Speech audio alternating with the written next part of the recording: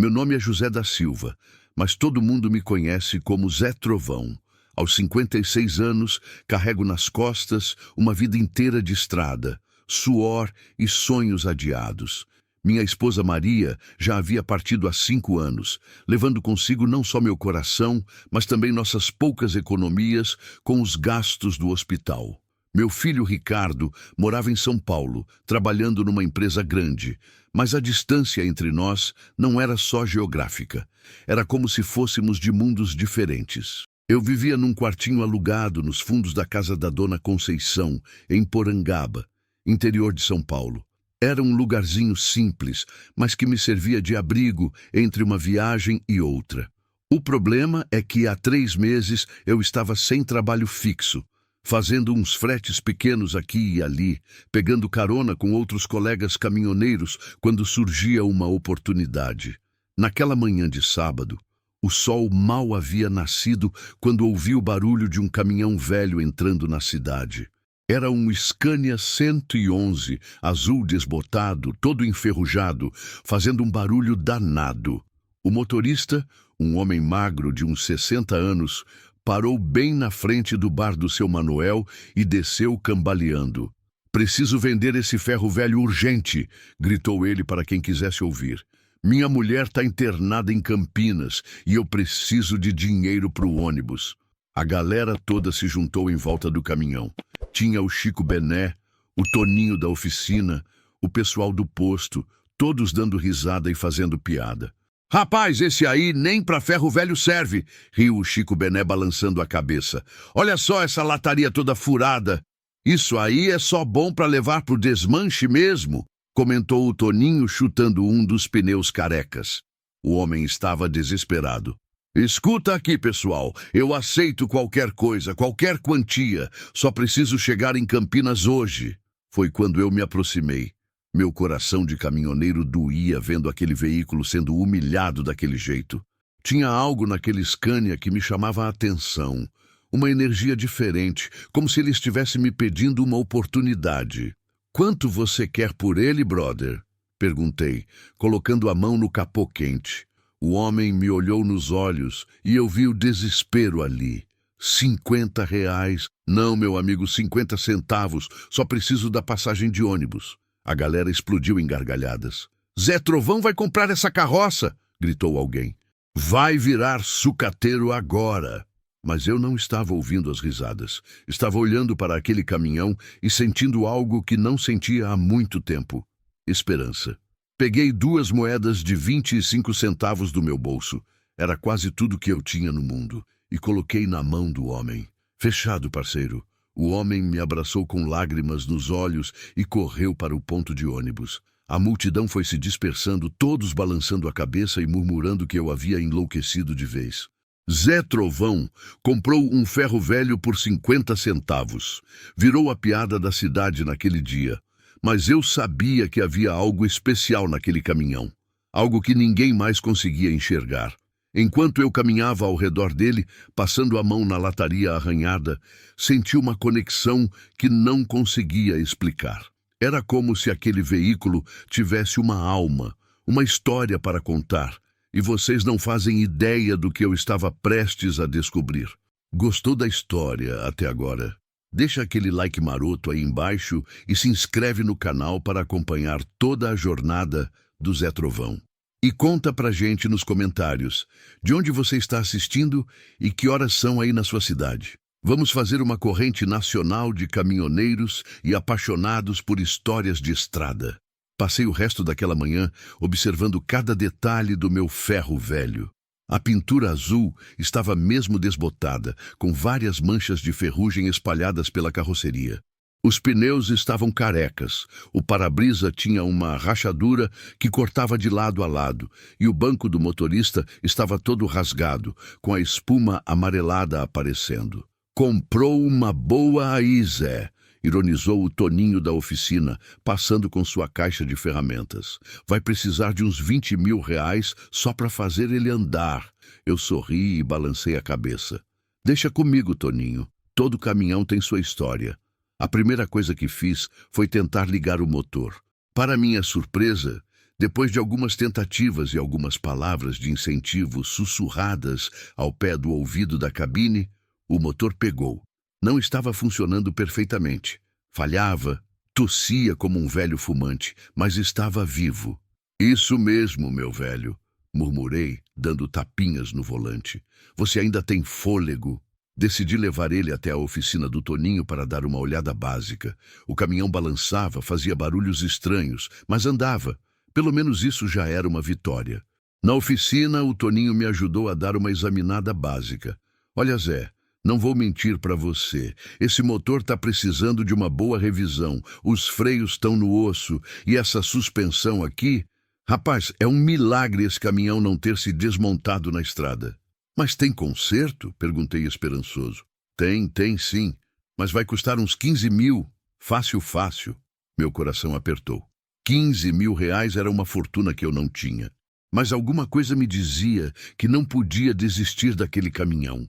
Tinha algo ali que eu ainda não havia descoberto. Voltei para o quartinho da Dona Conceição naquela tarde, com o caminhão estacionado do lado de fora.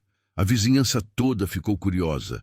Uns passavam e riam, outros balançavam a cabeça com pena de mim.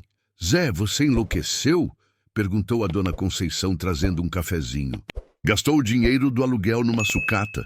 Dona Conceição, a senhora conhece alguma coisa sobre a história desse caminhão? Quem era o dono antes daquele homem que me vendeu? Ela coçou a cabeça, pensando. Rapaz, esse caminhão... Espera aí. Não é aquele que pertencia ao velho Sebastião, o Sebastião das Couves? Meu coração disparou. Sebastião das Couves era uma lenda entre os caminhoneiros da região. Um homem que tinha feito fortuna transportando verduras pelo interior de São Paulo nos anos 80 e 90. Havia desaparecido há uns 10 anos e ninguém sabia direito o que tinha acontecido com ele. Isso mesmo, continuou Dona Conceição. Esse caminhão ficou parado no terreno da família dele por anos. Depois que o Sebastião sumiu, os filhos venderam tudo, mas esse caminhão ninguém queria. Ficou lá, se acabando no tempo. Aquela informação mudou tudo. Se aquele caminhão tinha pertencido ao Sebastião das Couves, talvez houvesse mais nele do que aparentava. Sebastião era conhecido não só por seu sucesso nos negócios, mas também por sua excentricidade. Diziam que ele escondia dinheiro em lugares inusitados, que não confiava em bancos. Naquela noite, com uma lanterna na mão, voltei ao caminhão. Decidi explorá-lo com mais cuidado. Vasculhei o porta-luvas, olhei embaixo dos bancos, abri todos os compartimentos que conseguia encontrar. Nada. Mas quando estava me preparando para desistir, notei algo estranho no banco do motorista. Havia uma costura diferente nas costas do encosto, como se tivesse sido aberto e costurado novamente. Meu coração começou a bater mais forte. Peguei um canivete e cuidadosamente comecei a abrir a costura. Lá dentro, além da espuma, havia algo duro. Minha mão trêmula encontrou o que parecia ser um pequeno alçapão de madeira. Que diabos! Murmurei, tentando puxar aquela peça. Depois de alguns minutos de luta, consegui remover uma pequena tábua que revelou um compartimento secreto. Meu coração estava disparado quando coloquei a mão lá dentro. Meus dedos tocaram em algo frio, metálico. Puxei para fora e quase desmaiei. Era um pequeno cofre de metal, do tamanho de uma caixa de sapatos, mas pesado como se estivesse cheio de chumbo. Minhas mãos tremiam tanto que quase deixei o cofre cair. Havia um cadeado simples, mas velho e enferrujado. Depois de alguns golpes certeiros com uma chave de fenda, o cadeado se abriu com um clique que ecoou pela noite silenciosa. E quando abri aquele cofre, meu mundo virou de cabeça para baixo. Dentro daquele cofre pequeno, meus olhos se depararam com algo que me fez questionar se eu estava sonhando ou se tinha pirado de vez. Havia maços e maços de notas de R$ 100, todas velhas, mas em bom estado. Minha mão tremia tanto que mal conseguia contar. Meu Deus do céu! Sussurrei, olhando ao redor para ter certeza de que estava sozinho. Não era só dinheiro. Havia também alguns documentos dentro de um saco plástico, protegidos da umidade. E no fundo do cofre, uma pequena bolsa de couro que fazia um barulho diferente quando balançava. Com cuidado, peguei a bolsa e abri. Meus olhos se arregalaram. Eram pedras preciosas, pequenas, mas que brilhavam mesmo na luz fraca da minha lanterna. Não entendia nada de pedras, mas mesmo um leigo como eu conseguia ver que aquilo valia uma fortuna. Meu coração batia tão forte que pensei que fosse ter um infarto ali mesmo. Fechei tudo rapidamente e olhei em volta mais uma vez. A rua estava deserta. Apenas o som dos grilos quebrava o silêncio da madrugada. Guardei o cofre dentro da camisa e corri para meu quartinho. Tranquei a porta, fechei as cortinas e acendi a luz. Sobre a cama, esvaziei o cofre novamente. Comecei a contar o dinheiro. 10 mil, 20 mil, 50 mil. Quando terminei, havia 87 mil reais ali. Era mais dinheiro do que eu havia visto na vida toda junto. Peguei os documentos com mãos trêmulas. Havia uma carta manuscrita com a letra trêmula de um homem idoso. Para quem encontrar este tesouro, meu nome é Sebastião Pereira das Couves. Se você está lendo isto, é porque algo aconteceu comigo. Este dinheiro é fruto de 40 anos de trabalho honesto na estrada. As pedras foram um presente do meu compadre Joaquim, que encontrou numa lavra em Minas Gerais. Eu nunca confiei em banco, sempre guardei minhas economias escondidas. Use este dinheiro com sabedoria. Que Deus abençoe quem for honesto o suficiente para merecer esta dádiva. Sebastião das Couves, 15 de março de 2015. Lágrimas rolaram pelo meu rosto. Aquele homem havia deixado sua fortuna escondida, esperando que alguém de coração puro a encontrasse. E por algum milagre, esse alguém fui eu. Mas então, uma dúvida cruel invadiu minha mente. E se aquele dinheiro não fosse meu por direito? E se a família do Sebastião tivesse direito a ele? Passei a noite em claro, olhando para aquela pequena fortuna sobre minha cama. Uma parte de mim queria correr até o banco na manhã seguinte e depositar tudo. Outra parte sussurrava que aquilo era meu destino, minha recompensa por uma vida inteira de luta e honestidade. No dia seguinte, procurei o padre Antônio na igreja. Se alguém podia me aconselhar sobre o que fazer, era ele. Padre, se uma pessoa encontra algo que não é seu, mas a pessoa que perdeu já morreu e deixou escrito que quem encontrasse podia ficar, isso é roubo? O padre Antônio me olhou com aqueles olhos sábios. Zé, você encontrou alguma coisa? Contei tudo para ele. O caminhão, o compartimento secreto, o dinheiro, a carta do Sebastião.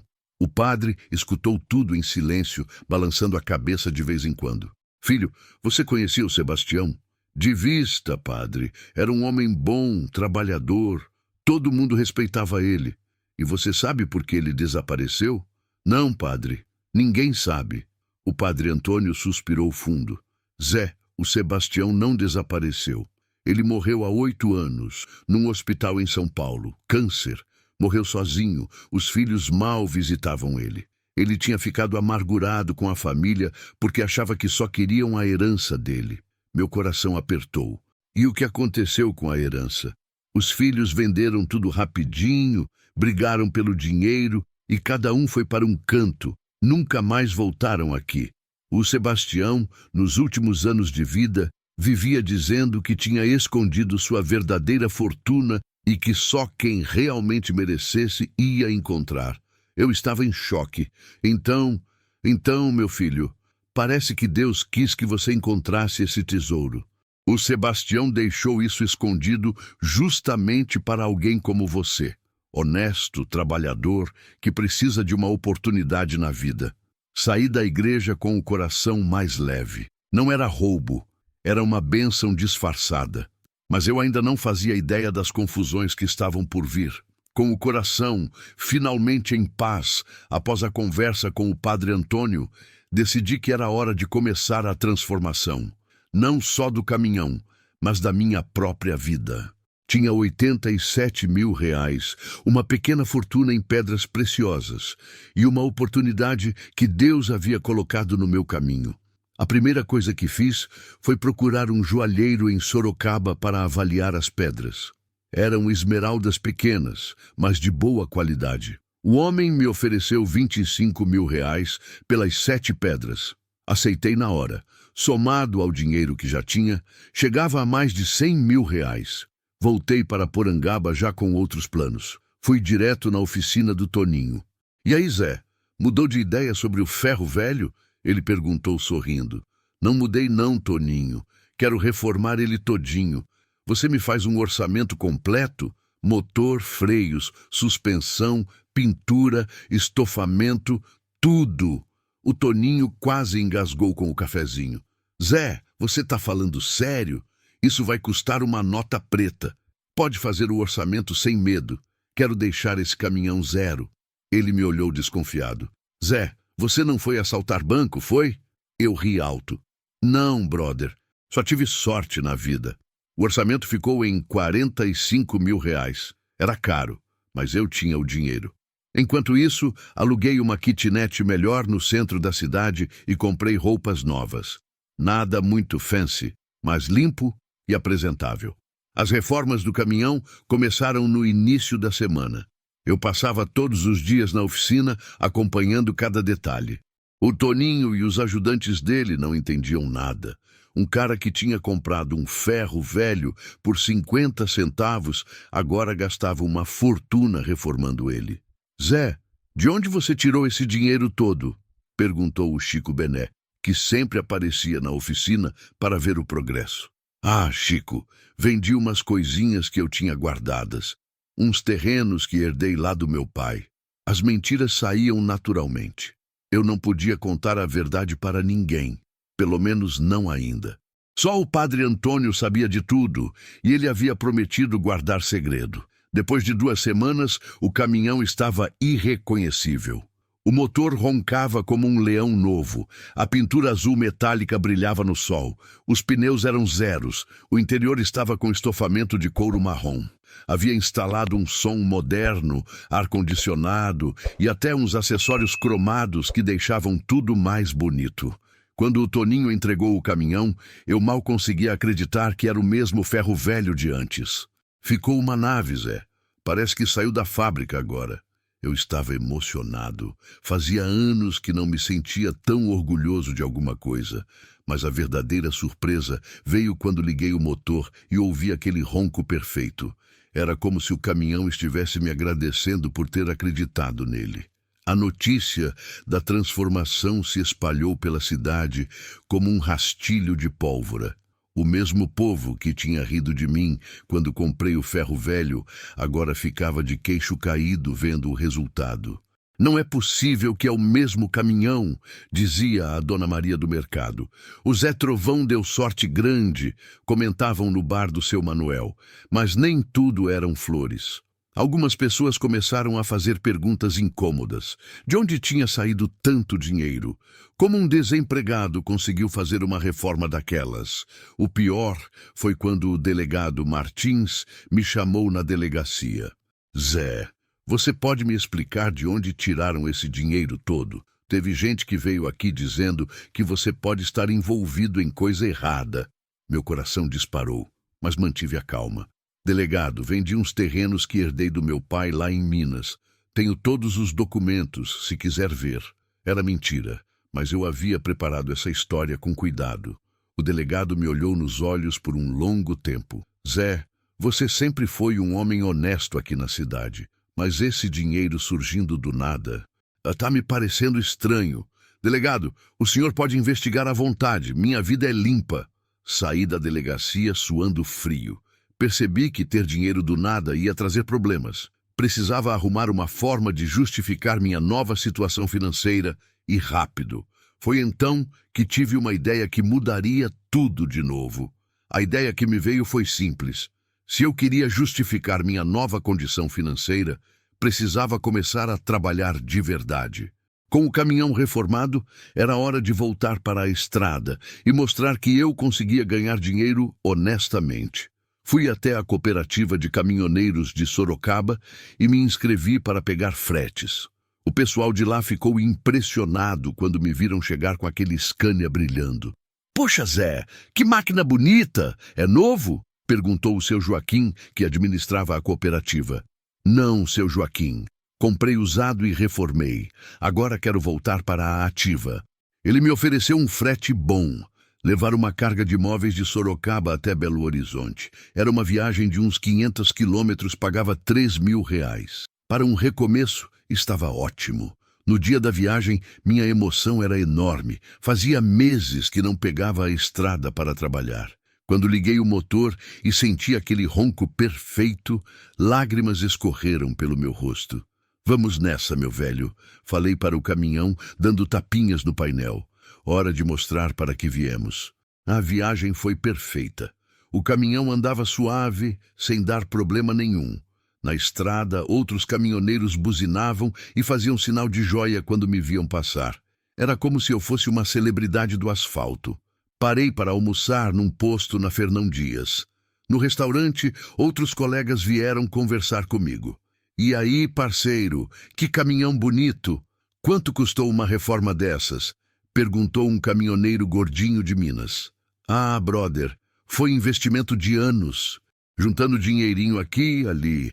Você sabe como é. Sei sim, eu também tenho um Scania, mas não tá nem perto desse aí. Durante a conversa, soube que havia uma carga especial saindo de Belo Horizonte para o Rio de Janeiro. Pagava R$ 8.000, mas só aceitavam caminhões em perfeito estado e motoristas com referência. Você tem interesse? Perguntou o mineiro. Conheço o cara que contrata. Posso te indicar. Claro que tive interesse. R$ 8.000 por uma viagem era muito dinheiro. Em Belo Horizonte, entreguei a carga de móveis sem problema. O destinatário ficou impressionado com o estado do caminhão e me deu até uma gorjeta de R$ 200. Procurei o contato do frete para o Rio.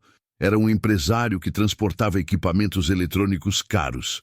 Quando ele viu meu caminhão, os olhos dele brilharam. Rapaz, esse caminhão está impecável.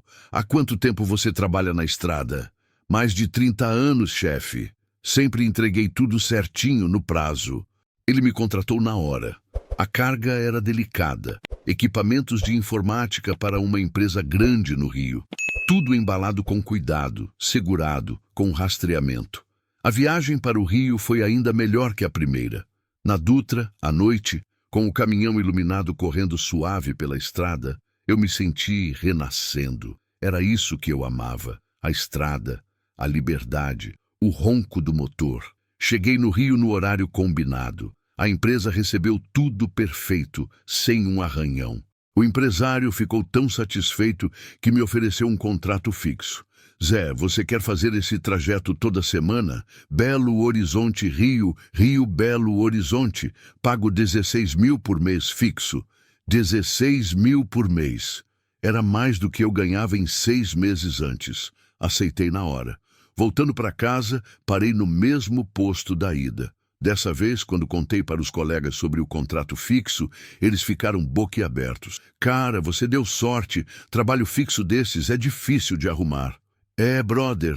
Às vezes, a vida dá uma oportunidade para a gente. Cheguei em Porangaba já com a vida completamente diferente. Em 2 semanas, tinha saído de desempregado para motorista, com contrato fixo de 16.000 por mês. Mais o dinheiro que eu já tinha guardado, minha situação financeira estava resolvida para sempre. Mas eu ainda não imaginava que essa era só a primeira das muitas surpresas que aquele caminhão me reservava. Na cidade, a notícia do meu sucesso se espalhou rapidinho. O pessoal que tinha rido de mim agora falava com respeito. O Zé Trovão conseguiu um trabalho bom mesmo, diziam uns. Sempre soube que ele ia dar certo, mentiam outros. Mas havia uma pessoa que não estava nada feliz com minha mudança de sorte. E essa pessoa ia fazer de tudo para descobrir meu segredo. Meu sucesso repentino não passou despercebido por uma pessoa em particular. Arnaldo Ferreira, conhecido na cidade como Arnaldo da Mercedes.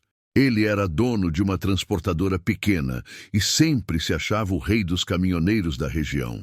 Tinha uns 5 caminhões velhos e tratava os funcionários que nem escravos. Arnaldo não conseguia entender como eu, que estava na pior há poucos meses, De repente aparecia com um caminhão reformado e um contrato milionário. A inveja estava corroendo ele por dentro. Isso não tá certo, ele falava para quem quisesse ouvir no bar do seu Manuel. Ninguém sai da lama para a penthouse assim, do dia para a noite. O Zé tá metido em coisa errada. O pior é que as palavras do Arnaldo começaram a plantar dúvidas na cabeça de algumas pessoas. Principalmente porque eu não conseguia explicar direito de onde tinha saído o dinheiro para a reforma. Uma noite, quando voltei de uma viagem do Rio, encontrei meu caminhão com uns riscos na lateral. Alguém havia passado uma chave na pintura nova. Meu sangue ferveu. Quem foi o covarde que fez isso? Gritei, mas só o silêncio da noite me respondeu. No dia seguinte, fui na delegacia fazer boletim de ocorrência. O delegado Martins me recebeu com cara de poucos amigos. Zé, você anda fazendo inimizade na cidade. Teve gente aqui dizendo que você tá ostensão demais, que deve estar envolvido com drogas ou contrabando. Delegado, isso é inveja pura. Eu consegui um trabalho honesto, tô ganhando meu dinheiro suado. Olha, Zé, eu não tenho nada contra você. Mas fica a dica, low profile, cara. Quanto mais você aparecer, mais problema vai ter. Saí da delegacia chateado. Estava trabalhando honestamente, pagando todos os impostos em dia e ainda tinha que aguentar perseguição por causa da inveja alheia. Foi quando tomei uma decisão que mudaria tudo. Decidi procurar o Ricardo, meu filho. Fazia mais de um ano que não conversávamos direito. Talvez fosse hora de reconquistar minha família. Liguei para ele em São Paulo. Pai, nossa, quanto tempo! Como você está? Oi, filho. Tô bem, na verdade tô muito bem. Queria conversar com você pessoalmente. Posso ir aí no final de semana? Claro, pai. O que aconteceu? Você parece diferente. Te conto quando chegar aí. No sábado, peguei a estrada para São Paulo. Quando cheguei no apartamento do Ricardo, ele quase caiu para trás vendo meu caminhão. Pai, que caminhão lindo! É seu? É sim, filho. Comprei e reformei todo. Entramos no apartamento. Ricardo morava sozinho num lugar simples, mas arrumadinho. Trabalhava como gerente numa empresa de logística. Ganhava uns 6.000 por mês. Pai, me conta o que está acontecendo. Você sumiu, não dava notícia e agora aparece com esse caminhão maravilhoso.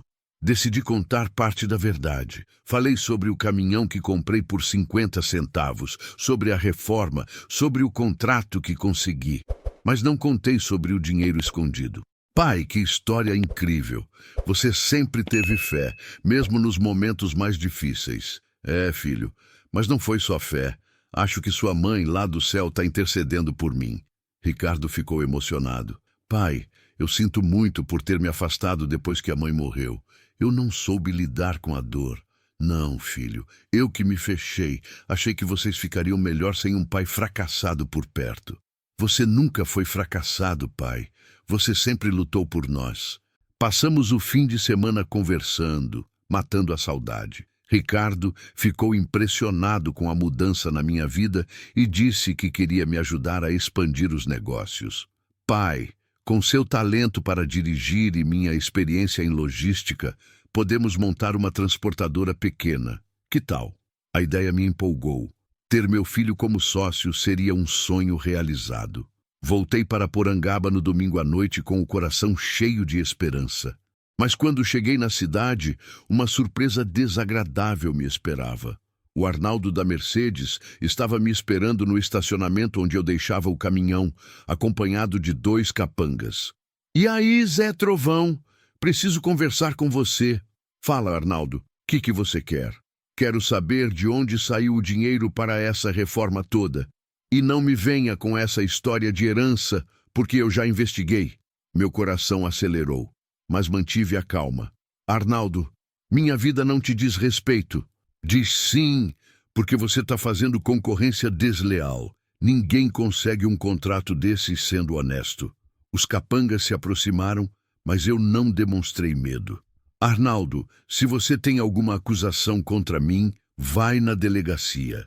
Agora sai da minha frente. Isso não vai ficar assim, Zé.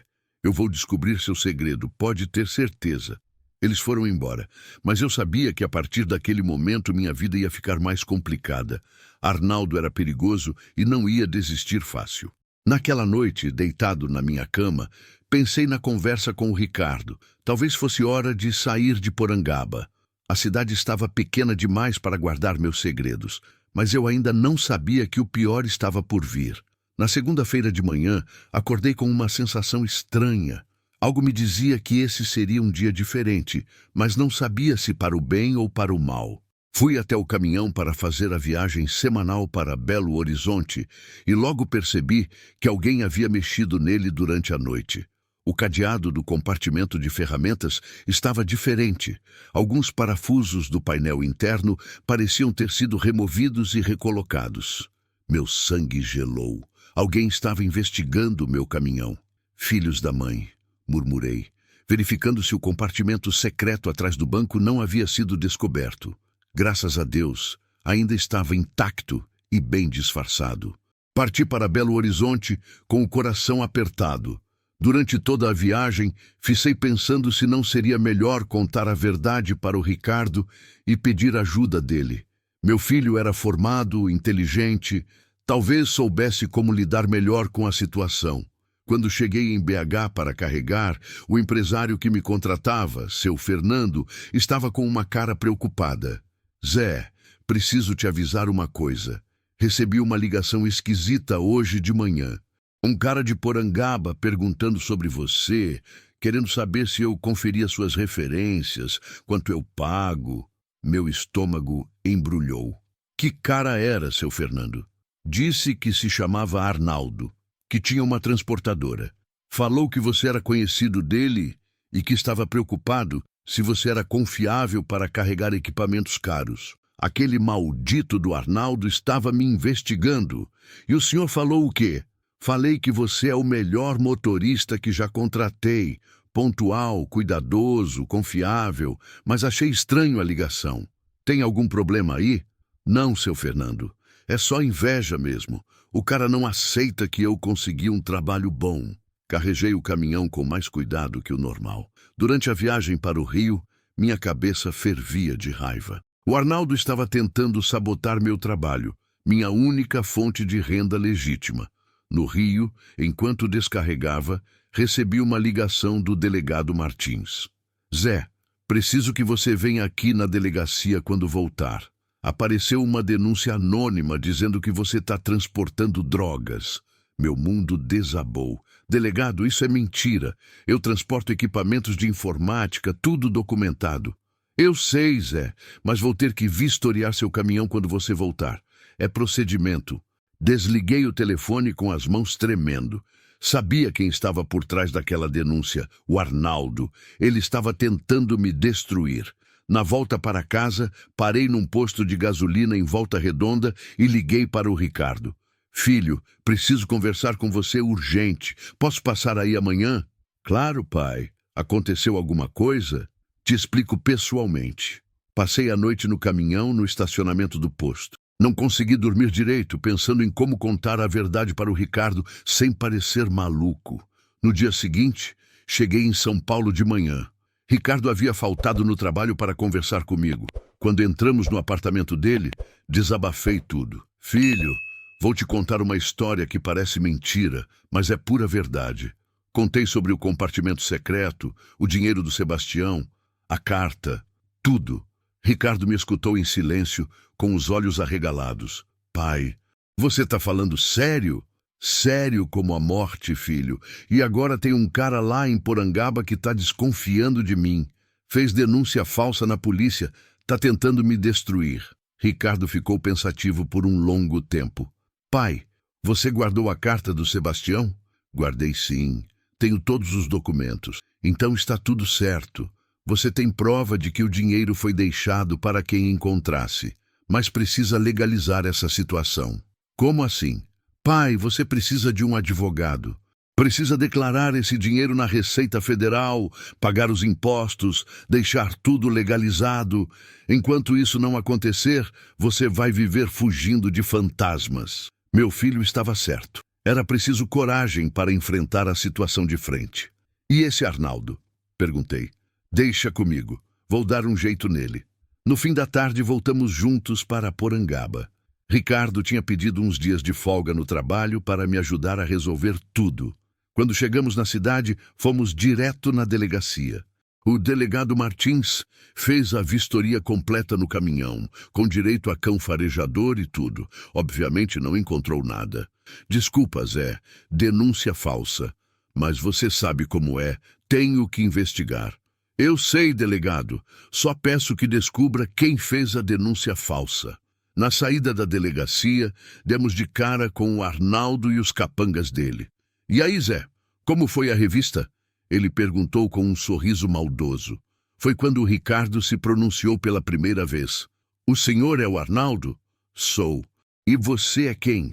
Sou filho do Zé e advogado. A cara do Arnaldo mudou na hora. Senhor Arnaldo, fazer denúncia falsa é crime. Difamação também. O senhor quer resolver isso na conversa ou prefere que eu tome as medidas legais cabíveis? O Arnaldo ficou sem reação. Não esperava que eu tivesse um filho advogado. Eu não fiz denúncia nenhuma. Claro que fez. E eu vou provar. Tem câmeras na delegacia, gravação das ligações. Vai ser fácil te processar. Arnaldo e os capangas saíram de fininho, mas eu sabia que aquilo estava longe de terminar. Agora era hora de legalizar minha situação e transformar aquele dinheiro encontrado em patrimônio oficial. Mas o que eu não sabia é que, ao fazer isso, descobriria algo sobre o Sebastião que mudaria tudo de novo. No dia seguinte, Ricardo e eu fomos até Sorocaba procurar um contador de confiança. Precisávamos legalizar toda a situação do dinheiro encontrado. O contador, seu Manuel Augusto, era conhecido na região por sua honestidade e discrição. Olha, seu José, ele disse depois que contamos a história toda. Essa situação não é tão rara quanto parece. Pessoas idosas escondendo dinheiro acontece mais do que imaginamos. O importante é que vocês têm a carta do falecido autorizando. Ele nos explicou todo o processo. Seria necessário fazer uma declaração de bens achados, pagar imposto sobre a quantia, mas tudo dentro da legalidade. Vai dar uns 20 mil reais de imposto, calculou o contador. Mas depois disso, o dinheiro fica limpo para sempre. Era uma quantia alta, mas valia a pena pela tranquilidade. Enquanto o contador preparava a documentação, resolvi investigar mais sobre a vida do Sebastião das Couves. Alguma coisa me dizia que havia mais história para descobrir. Fomos até o cartório da cidade onde o Sebastião havia morado antes de vir para Porangaba.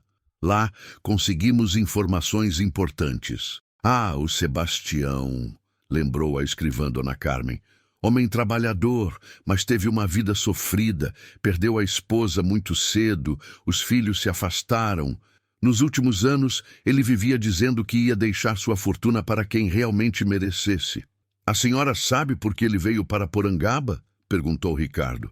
Ele disse que queria recomeçar numa cidade pequena, longe dos filhos interesseiros. Comprou aquele caminhão que era a menina dos olhos dele. Meu coração apertou. O Sebastião havia comprado aquele caminhão para recomeçar a vida exatamente como eu estava fazendo. E a senhora sabe se ele deixou mais alguma coisa escondida? A mulher ficou pensativa. Olha, isso é só um boato, mas dizem que ele tinha um mapa ou alguma coisa assim, indicando onde escondeu outras coisas. Um mapa. Meu sangue correu mais rápido. Será que havia mais tesouros escondidos? Onde a senhora acha que esse mapa pode estar? Rapaz, se existe, deve estar no caminhão dele. O Sebastião era meio paranoico, não confiava em deixar coisas importantes em casa. Voltamos para Porangaba com essa informação na cabeça. Cheguei em casa já pensando em revistar cada canto daquele caminhão. Se havia um mapa, eu ia encontrar. Naquela noite, com o Ricardo me ajudando, fizemos uma busca minuciosa. Desmontamos o painel, olhamos atrás do rádio, vasculhamos embaixo dos tapetes. Foi quando o Ricardo teve uma ideia. Pai, e se o mapa estiver grudado em algum lugar com fita adesiva? Começamos a passar a mão por todos os cantos, procurando algo que estivesse colado. Depois de uma hora de busca, Meus dedos sentiram algo diferente atrás do parasol do lado do passageiro. Ricardo, achei! Era um envelope pequeno, plastificado, colado com fita dupla face. Dentro havia uma folha de papel com um desenho à mão. Era realmente um mapa. O mapa mostrava a região de Porangaba e cidades vizinhas com 3 pontos marcados com um X. Em cada X havia uma anotação. Ponto 1, o primeiro tesouro. Ponto 2, para emergências. Ponto 3, o principal. Meu Deus, pai, o Sebastião escondeu tesouros em 3 lugares diferentes. Analisando o mapa, percebi que o ponto 1 era exatamente onde eu havia encontrado o primeiro dinheiro, no compartimento do caminhão. Já havia achado o primeiro tesouro. O ponto 2 parecia ser numa mata próxima ao cemitério da cidade. O ponto 3 estava marcado numa fazenda abandonada a uns 20 quilômetros de Porangaba. E agora, pai? Vamos atrás dos outros tesouros? Antes que eu pudesse responder, ouvimos o barulho de carros chegando. Olhei pela janela e gelei. Eram 3 carros, com vários homens descendo. Um deles era o Arnaldo. Ricardo, esconde o mapa! Rápido! Ele guardou o mapa dentro da camisa no momento em que alguém bateu na porta com força. Zé, abre essa porta! É a polícia! Abri a porta e me deparei com o delegado Martins, acompanhado de 2 policiais, o Arnaldo e mais alguns homens que não conhecia. Zé, chegou uma denúncia de que você está escondendo dinheiro de origem duvidosa. Vamos ter que revistar sua casa. Meu coração disparou, mas mantive a calma. Delegado, pode revistar à vontade. Não tenho nada escondido. Eles reviraram tudo. O quarto, o banheiro, a cozinha. Obviamente não encontraram nada, porque o dinheiro que sobrou estava no banco. E o caminhão? Perguntou o Arnaldo. Também pode revistar, respondi, rezando para que não descobrissem o compartimento secreto vazio. Depois de 2 horas de busca, os policiais não encontraram nada suspeito. Desculpa, Zé, disse o delegado. Mais uma denúncia falsa. Quando todos foram embora, Ricardo e eu ficamos em silêncio por um longo tempo. Pai, esse Arnaldo não vai desistir. Ele sabe que você tem algo, mas não sabe o quê. É, filho. E agora com esse mapa, imagina se ele descobrir que tem mais tesouros? Pai, vou falar uma coisa. Precisamos agir rápido. Primeiro legalizar o dinheiro que você já tem, depois ir atrás dos outros tesouros antes que alguém descubra.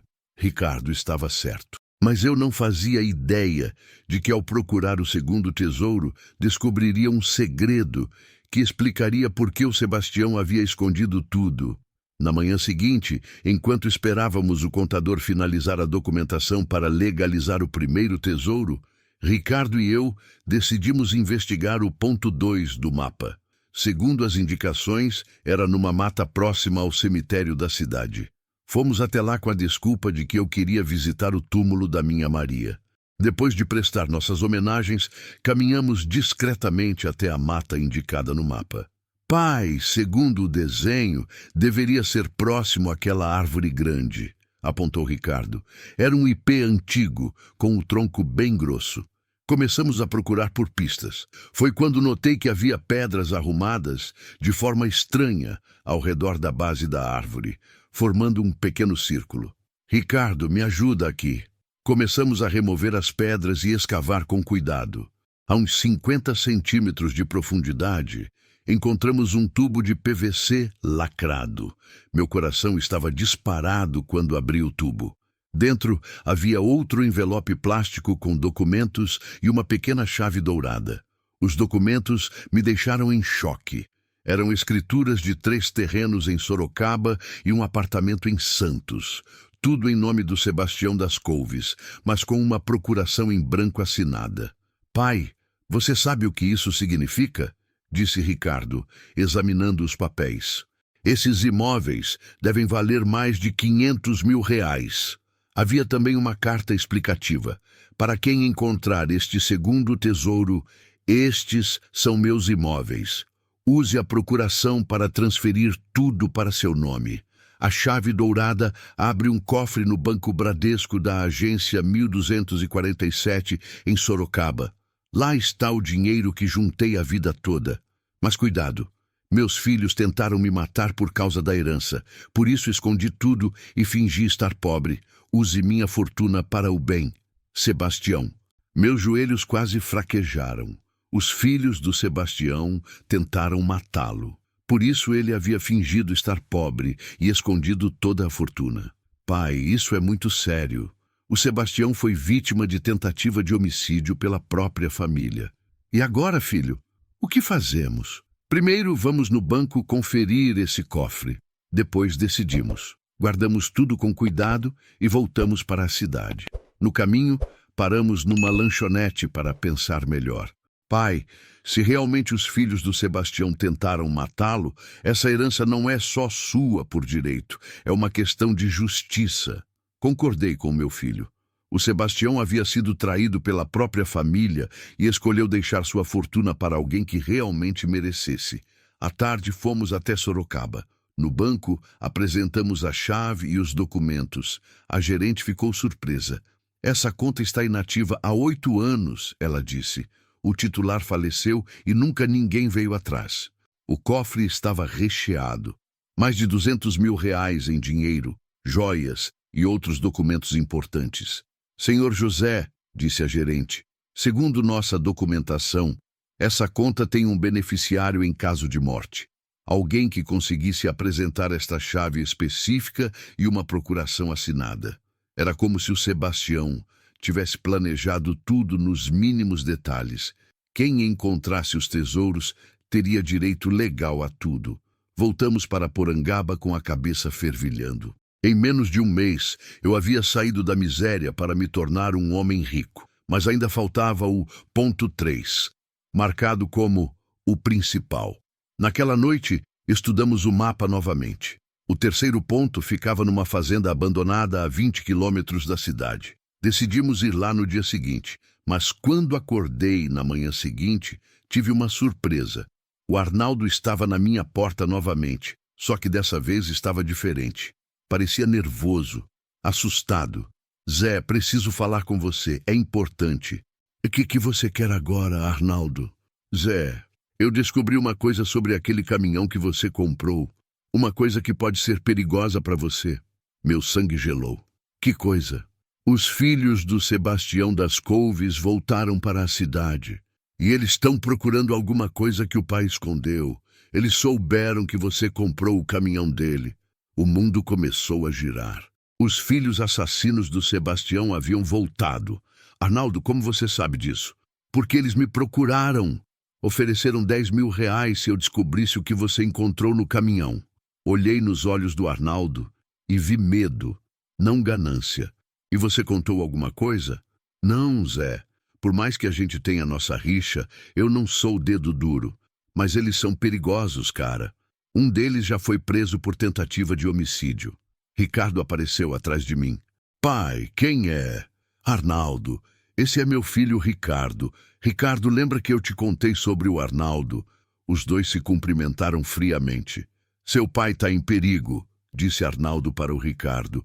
Os filhos do Sebastião voltaram e eles não vão parar até encontrar o que procuram. Olhei para meu filho e vi a preocupação nos olhos dele. Estava na hora de tomar uma decisão definitiva. Ou enfrentávamos essa situação de frente, ou fugíamos da cidade para sempre. Arnaldo, eu disse, se você realmente quer ajudar, preciso de você para uma coisa. Mas antes, tem que me prometer que vai guardar segredo. Prometo, Zé. Então entra. Vou te contar toda a verdade. Era hora de formar uma aliança com meu antigo inimigo.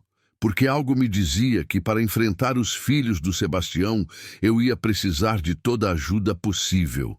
Quando contei toda a verdade para o Arnaldo, sobre os tesouros, o mapa, os documentos, ele ficou boquiaberto. Por alguns minutos, apenas balançou a cabeça em silêncio. Zé, isso é coisa de filme, cara.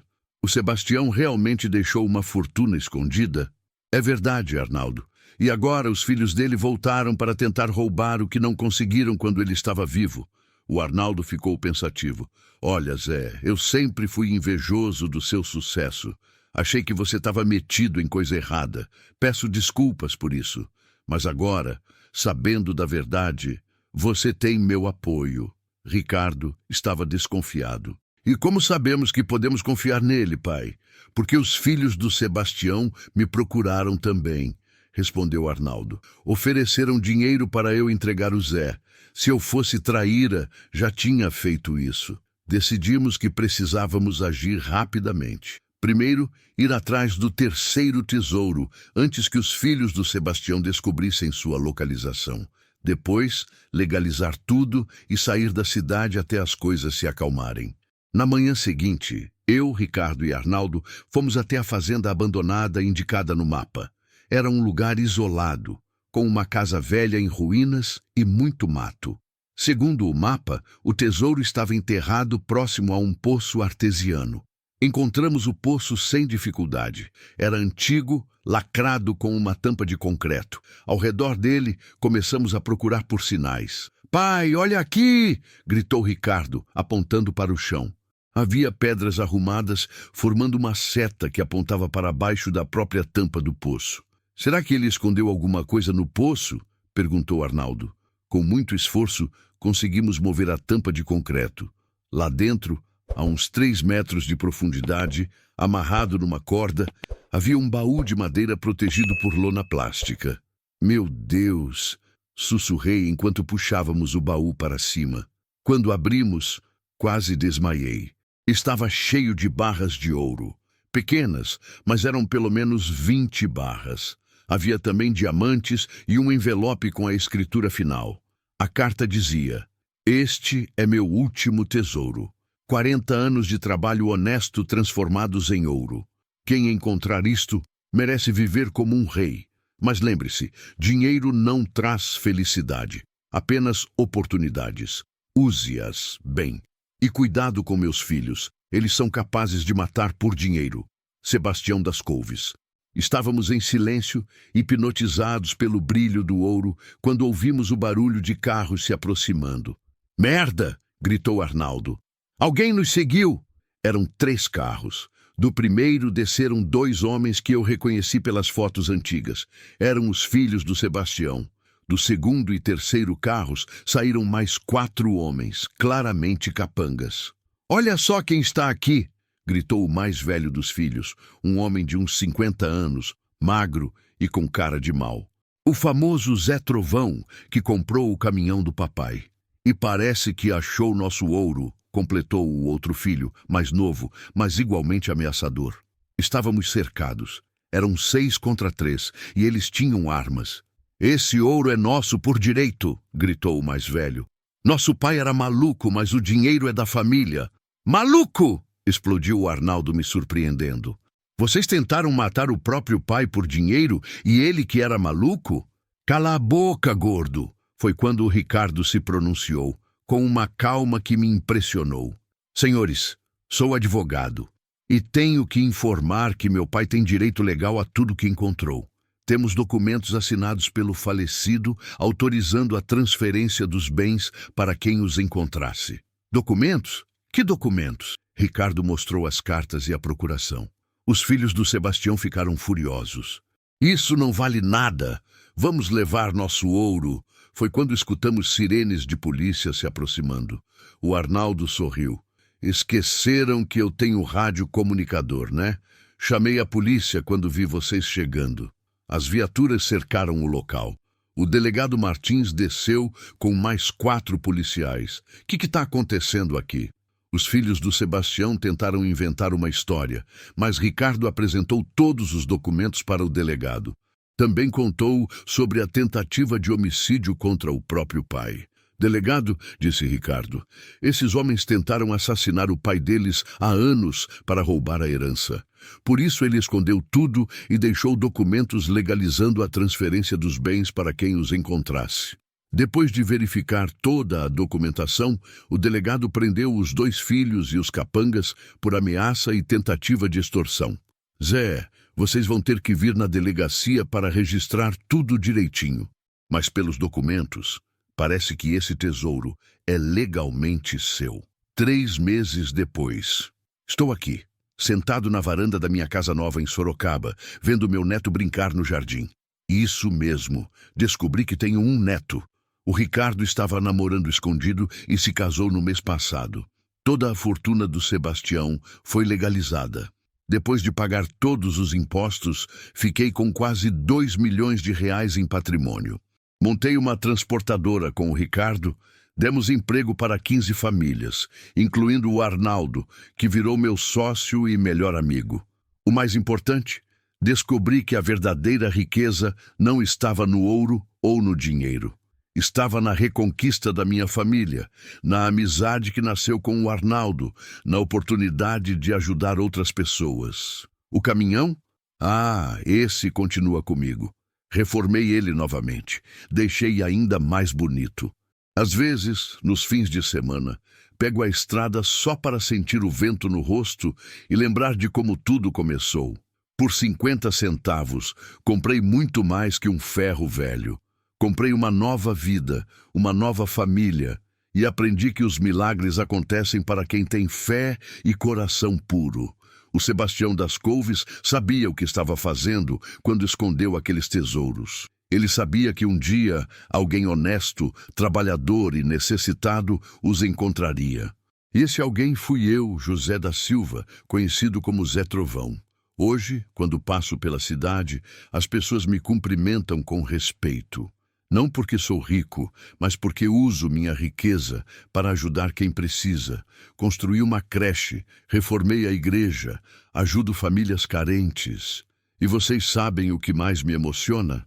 Quando vejo um caminhoneiro passando dificuldade, eu me lembro de como era minha vida antes. Sempre que posso, ofereço uma oportunidade, um frete, uma ajuda. Porque aprendi que na estrada da vida, todos nós precisamos de uma segunda chance. E às vezes, essa chance vem disfarçada de um ferro velho que você compra por 50 centavos. E aí, pessoal, gostaram da história do Zé Trovão? Deixem nos comentários qual parte mais emocionou vocês. E não esqueçam, às vezes os maiores tesouros da vida estão escondidos nos lugares mais simples. Fé, honestidade e perseverança. Essas são as verdadeiras riquezas que ninguém pode roubar de vocês. Até a próxima aventura aqui no canal.